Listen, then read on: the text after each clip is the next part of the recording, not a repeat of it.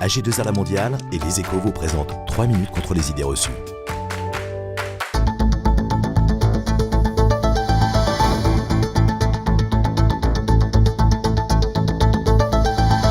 Bonjour et bienvenue dans notre émission AG2R La Mondiale Les Échos consacrée à la protection sociale et patrimoniale, 3 minutes contre les idées reçues.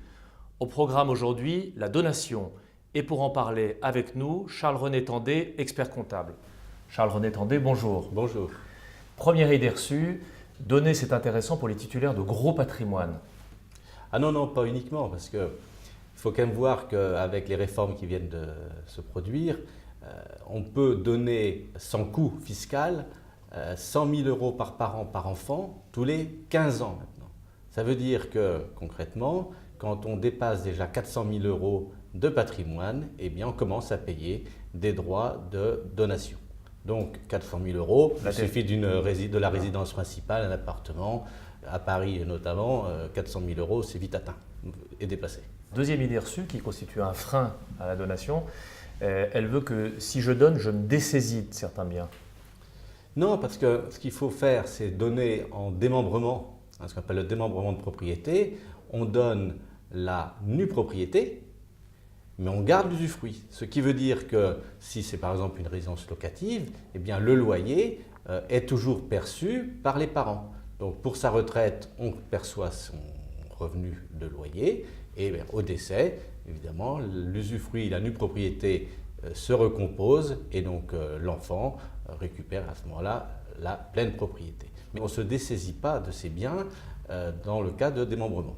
Donc c'est une solution qui est évidemment très intéressante, notamment parce qu'on réduit les droits de succession ou droits de donation en démembrement. Troisième idée reçue, et qui constitue elle aussi un frein à la donation, elle veut que donner à des enfants trop jeunes ne soit pas raisonnable.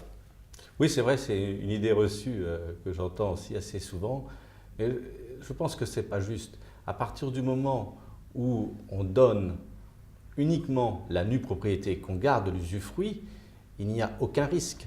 Le bien est toujours contrôlé par le parent et le parent garde l'usufruit. Donc il ne faut pas donner en pleine propriété, là je suis d'accord, si vous voulez encore maîtriser un petit peu le patrimoine, il faut donner que la nue propriété, mais il n'y a aucun risque sur le patrimoine parce qu'il faudra l'accord des parents pour vendre, donc aucun risque. Il irait par une idée reçue extrêmement, peut-être la plus répandue, qui veut elle que il n'y ait pas d'intérêt à donner à anticiper, puisque de toute façon, les enfants finiront par hériter du patrimoine.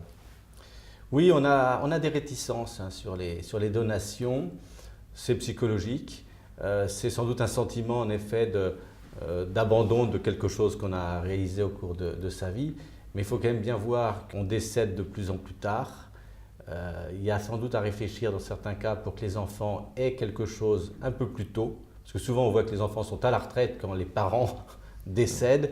Donc il y a aussi une réflexion à mener au-delà de la transmission, c'est est-ce que les enfants n'ont pas à un moment donné plutôt besoin aussi d'un petit peu de l'héritage. Alors vous avez évoqué un frein psychologique, vous qui conseillez des chefs d'entreprise notamment, est-ce que c'est facile d'obliger un dirigeant à se projeter et du coup envisager sa mort, sa disparition pour caler un peu une stratégie de donation avec lui ?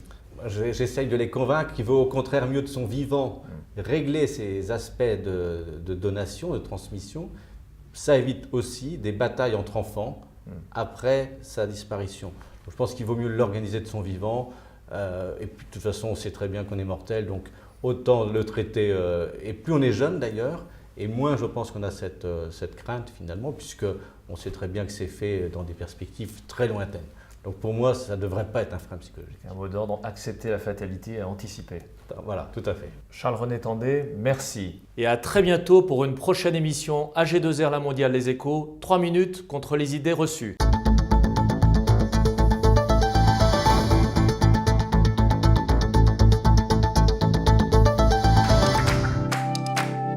AG2R La Mondiale et Les Échos vous ont présenté 3 minutes contre les idées reçues.